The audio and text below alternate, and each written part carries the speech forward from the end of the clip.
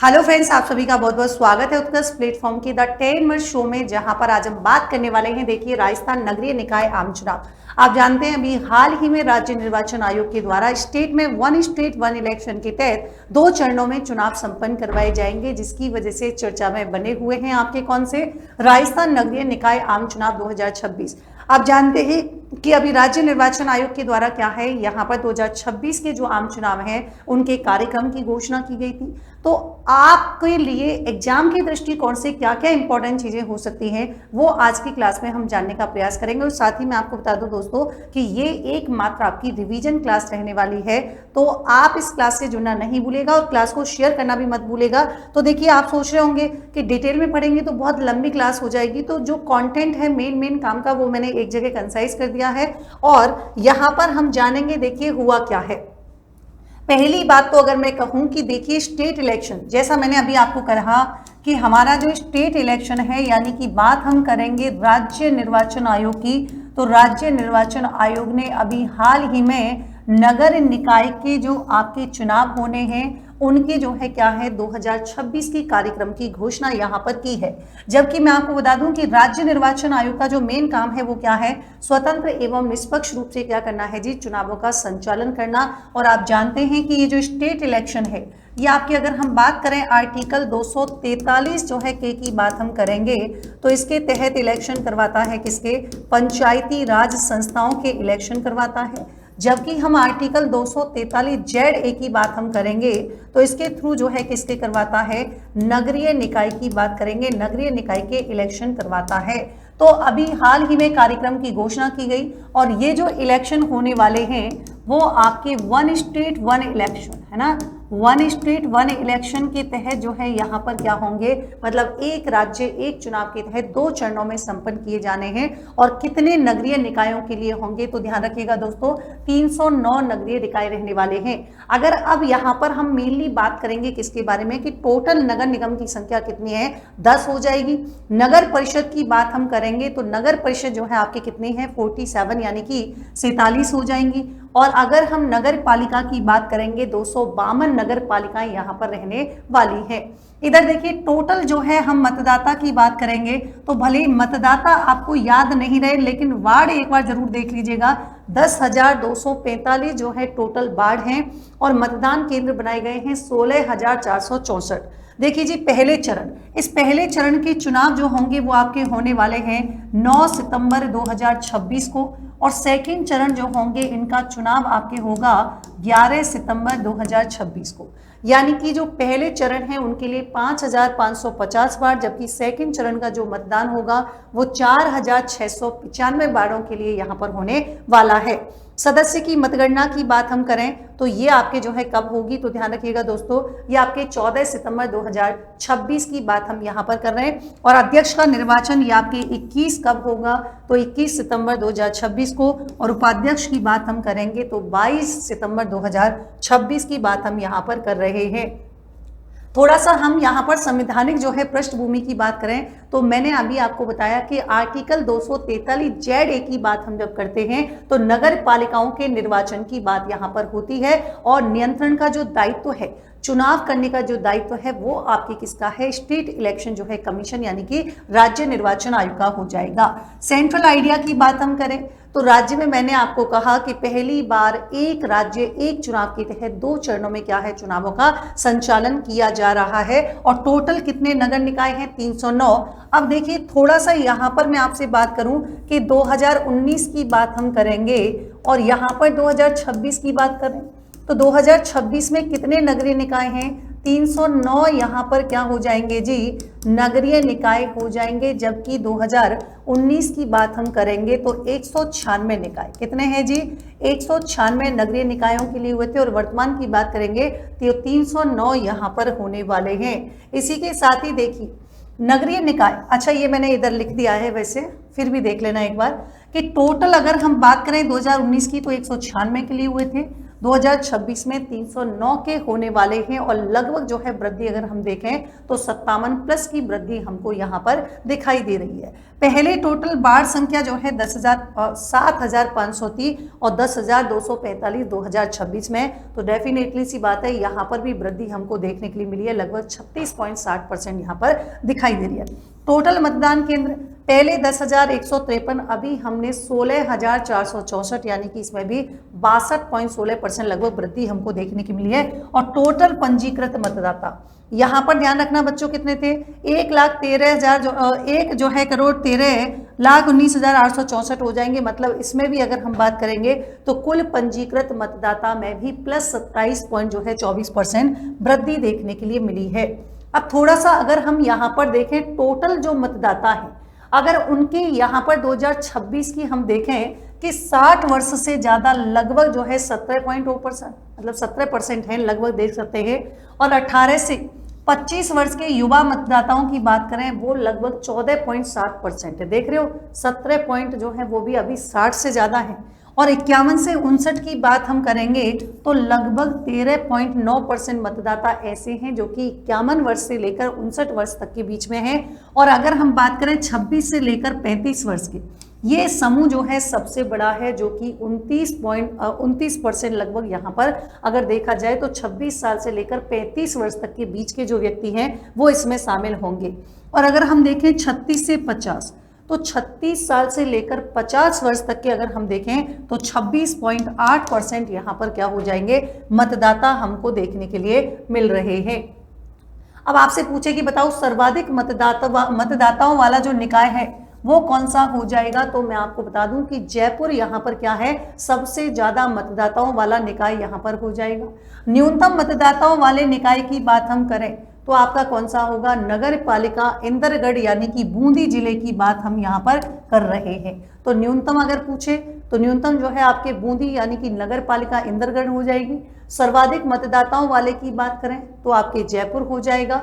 और परिसीमन आधार हम देखें तो राज्य सरकार के द्वारा 2025 की बात हम करेंगे तो जो जनगणना वर्ष है वो 2011 के आधार पर ही वार्डों का क्या किया गया है, पुनर्गठन किया गया है। और परिसीमन जिसे हम डेलिमिशन भी कहते हैं तो यहाँ पर इसका कर दिया गया है। साथ ही दोस्तों देखिए, अब जानते हैं ईवीएम की बात हम करते हैं, इलेक्ट्रॉनिक वोटिंग मशीन की बात हम करेंगे तो इसका आंशिक रूप से यूज जो है वो आपके कब किया गया था, तो आंशिक रूप से यूज किया गया था 11वीं विधानसभा में।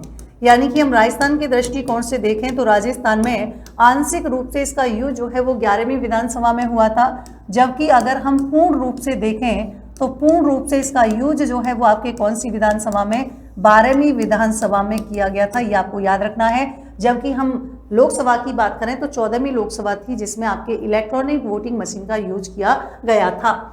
तो आप जानते हैं ईवीएम का द्विस्तरीय मॉडल प्रबंधन अगर हम देखें तो कौन कौन से जिले इसमें शामिल हैं, जयपुर, जोधपुर, कोटा और कौन सा हो जाएगा, अलवर और भरतपुर यहाँ पर हो जाएगा। अगर हम देखें कि भारत निर्वाचन आयोग जिसका उल्लेख आर्टिकल 324 से लेकर 329 में मिलता है, इसके स्वामित्व वाली जो आधुनिक M31 है मॉडल ईवीएम का प्रयोग यहाँ पर। साथ ही जो हमारे 36 जिले हैं, भाई अपने तो 5 तो ये हो गए, 36 जो है उसमें ध्यान रखिएगा स्टेट इलेक्शन कमीशन राजस्थान और स्टेट इलेक्शन कमीशन अगर मध्य प्रदेश की बात करें तो इनकी ऑनरशिप वाली क्या है, मल्टी पोस्ट सिंगल वोट जो है यहाँ पर क्या हो जाएंगी, मॉडल मशीनें हैं। और नियम क्या कहता है, ये कहता है कि एक ही नगर पालिका क्षेत्र में केवल एक ही मॉडल की क्या होगा, मशीनों का समरूप जो है यूज यहाँ पर किया जाएगा। इसी के साथ ही इंपॉर्टेंट बात देखिए जो एग्जाम के दृष्टिकोण से, अभी आप जानते हैं तब हमने जब पंचायती राज संस्था वाला टॉपिक पढ़ते हैं तो आपने देखा होगा उसमें आपके आर्टिकल जो है 243 क्लॉज एफ की बात हम करेंगे जो कि पंचायती राज से रिलेटेड संबंध है। इसमें एक जो प्रोविजन था वो ये भी कहता था कि अगर कोई ऐसा व्यक्ति है जिसके 1995 के बाद से क्या है 2 से ज़्यादा अधिक संतानें हैं तो उसके चुनाव लड़ने पर क्या है जी, प्रतिबंध लगाया था। लेकिन फिलहाल 2026 की बात हम करेंगे तो ये जो संतान संबंधी अयोग्यता है ये क्या हो चुकी है जी, उस पर जो लगाया गया प्रतिबंध था अभी उसको हटा दिया गया है। और अब हम बात करेंगे कि आखिर संशोधन किसमें किया गया, तो वो जरूर आप लोग याद रखिएगा कि देखिए है ना।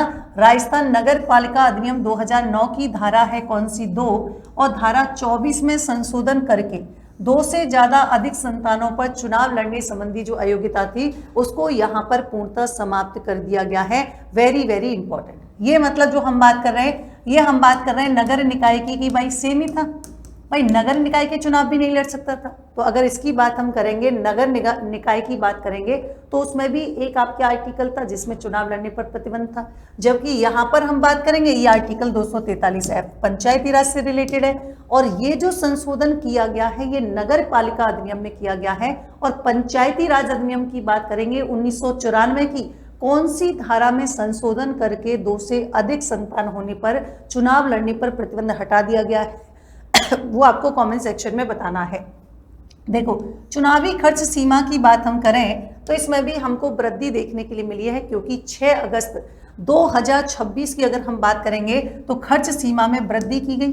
नगर निगम जो पार्षद है उसमें आपके कितना हो सकता है, मैक्सिमम 3.5 लाख रुपए हो जाएगा।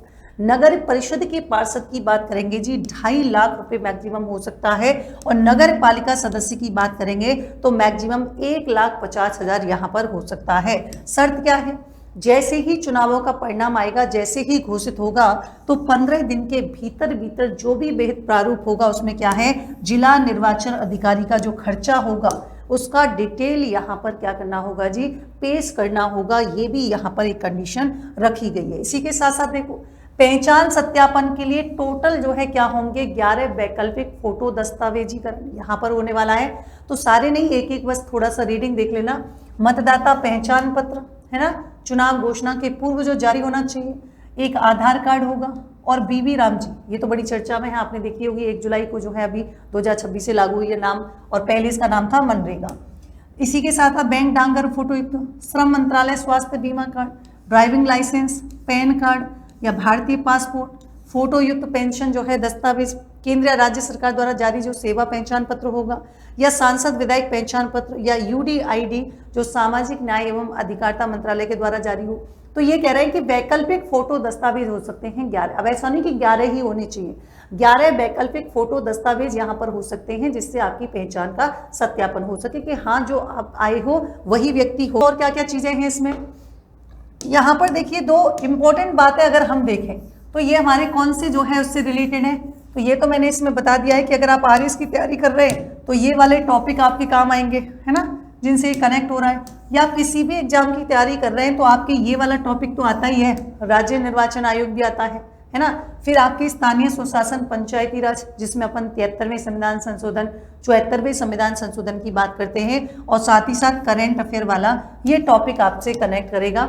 आरएस के अलावा बाकी के जो कॉम्पिटिटिव एग्जाम हैं उसमें भी ये तीनों टॉपिक देखने के लिए मिलते हैं। इसी के साथ ही देखिए दोस्तों, इसके साथ ही हम बात करेंगे जो भी हमने पढ़ा है इसमें आपको बताना है कि राजस्थान राज्य निर्वाचन आयोग के द्वारा अगस्त 2026 में घोषित नगरीय निकाय चुनावों के बारे में अभ्यर्थियों के लिए जो संशोधित चुनाव खर्च सीमा है उसका सही युग्म कौन सा होगा। क्या नगर निगम पार्षद के लिए 5 लाख और नगर परिषद के लिए 3 लाख और नगर पालिका के लिए 2 लाख, या फिर नगर निगम पार्षद के 3.5 लाख, या नगर निगम पार्षद के 2.5 लाख, या नगर निगम पार्षद के 4 लाख। तो इनमें से आपको बताना है कौन सा स्टेटमेंट सही होगा। दूसरा यहाँ पर देखिए दूसरा क्वेश्चन है जिसका आंसर आपको कमेंट सेक्शन में बताना है कि नगरीय निकाय आम चुनाव जो 2026 होंगे उनमें सर्वाधिक मतदाता वाला जो है नगरीय निकाय है ना, उसमें वार्ड संख्या कितनी है। न्यूनतम मतदाता वाला जो है नगरीय निकाय, उससे रिलेटेड यहाँ पर बात हम कर रहे हैं तथ्य की। कुल वार्डों की संख्या 309 की बात हम करेंगे तो उसमें आपके कौन सा हो जाएगा, है ना, जयपुर, जोधपुर, कोटा 5 जिले। तो ये आपको क्या है, सूची फर्स्ट को सूची सेकंड से सुमेलित करना है, ठीक है, कि कौन सा किससे कनेक्ट हो रहा है। इसका आंसर भी कमेंट बॉक्स में बताना है। तीसरा क्वेश्चन आपको बताना है कि राजस्थान नगर पालिका अधिनियम 2009 की बात हम करेंगे तो हालिया चुनाव घोषणा जो कार्यक्रम लागू हुआ है इससे रिलेटेड आपके कौन से स्टेटमेंट आपकी सही होगा। क्या धारा 2 एवं 24 में संशोधन करके जो संतान संबंधी अयोग्यता है इसको समाप्त कर दिया है। एक और चीज ध्यान रखिएगा कि यहाँ पर जो कुष्ठ रोग था, याद आया ये जो था प्रावधान ये भी आपके समाप्त कर दिया गया है। तो राजस्थान नगर पालिका अधिनियम 2009 की धारा 26 जो है क्या, उसके तहत चुनावी ड्यूटी में जितने भी कार्मिक निर्वाचन होंगे अवधि के दौरान राज्य निर्वाचन आयोग में प्रतिनियुक्त माने जाते हैं। आपको मतलब चारों स्टेटमेंट में बताना है कौन कौन से स्टेटमेंट जो है आपके यहाँ पर सही होंगे। इसके साथ ही देखिए नगरीय निकाय चुनाव 2026 के आंकड़ों की बात हम करेंगे, इनमें से कितने स्टेटमेंट आपके सही होंगे ये भी आपको कमेंट बॉक्स में बताना है। इसको एक बार पढ़ के क्वेश्चन का आंसर आपको बताना है। फिर देखिए एक क्वेश्चन मैंने आपके लिए बनाया है कथन और कारण का, तो यहाँ पर आप कथन को पढ़ेंगे, कारण यहाँ पर पढ़ेंगे और मुझे बताएंगे कि क्या दोनों ही स्टेटमेंट सही है या फिर दोनों स्टेटमेंट सही है और कारण जो है कथन की सही व्याख्या करता है, या फिर एक स्टेटमेंट सही है दूसरा गलत है, या फिर कारण तो सही है लेकिन कथन गलत है। तो इनमें से आपको ये बताना है। एक क्वेश्चन देखिए राज्य निर्वाचन आयोग की बात हम करेंगे तो यहाँ पर ये एक कथन है और ये इसका निष्कर्ष है, ठीक है। तो आपको कुछ अलग तरीके का मैंने क्वेश्चन बनाया है, तो आप लोग मुझे बताइएगा जरूर कि यहाँ पर जो कथन की बात हम कर रहे हैं कि क्या केवल निष्कर्ष एक निकलेगा या निष्कर्ष दो निकलेगा, या दोनों निष्कर्ष इससे सही निकलेंगे, या दोनों ही निष्कर्ष इससे सही नहीं निकलेंगे इस स्टेटमेंट से। ये अलग टाइप का क्वेश्चन मैंने आपके लिए फॉर्मेट किया है, तो ये मुझे जरूर बताइएगा, ठीक है। और अगर आप आरएस की तैयारी कर रहे हैं तो यहाँ पर मैंने 5 नंबर, ठीक है, 5 नंबर और साथ ही साथ ध्यान रखिएगा क्वेश्चन और क्वेश्चन का आंसर फॉर्मेटिंग मैंने आपके लिए बनाई है। 10 नंबर का ये मैंने आपके लिए तैयार किया है, तो आप लोग इन क्वेश्चन को एक बार देखिएगा और आंसर लिखने का क्या है जी प्रयास कीजिएगा। और मैं साथ ही बता दूं कि ये जो मैंने आंसर लिखा है ये सिर्फ आपके किसके लिए है, उसके लिए है कि आप इसका यूज मतलब आप किस सजेशन के लिए है कि आप इनका यूज कर सकते हैं जब आंसर लिख रहे हैं। ऐसा नहीं है एज इट इज ही आप आंसर लिखेंगे, आप अपने तरीके से भी इसका आंसर लिख सकते हैं। तो ये क्वेश्चन मैंने आपके लिए तैयार किए हैं, एक बार इनको देखिएगा। पीडीएफ आपको आरएस उत्कर्ष टेलीग्राम पे मिल जाएगी ना, पीडीएफ आपको ध्यान रखिएगा आरएस उत्कर्ष टेलीग्राम पे प्रोवाइड कर दी जाएगी, तो इसको जो है एक बार देख लीजिएगा, ठीक है। मिलते हैं नेक्स्ट सेशन में एक नए टॉपिक के साथ, तब तक के लिए thank you so much, take care, bye bye.